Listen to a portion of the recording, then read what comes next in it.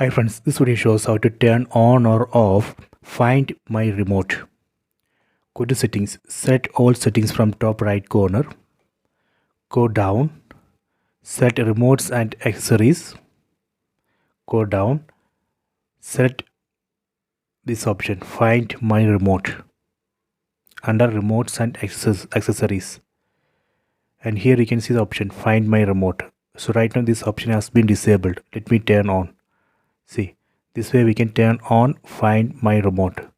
If you want to turn off, you can turn off. So first we have to turn on this option. Then if you have Google Home app, from there you can play sound in remote. So let me test this. So if you want to play sound from here, you can play. See, let me stop. So same sound we can play using Google Home app, so that way we can easily find a remote. So that's the use of this option. Okay, so you can try this.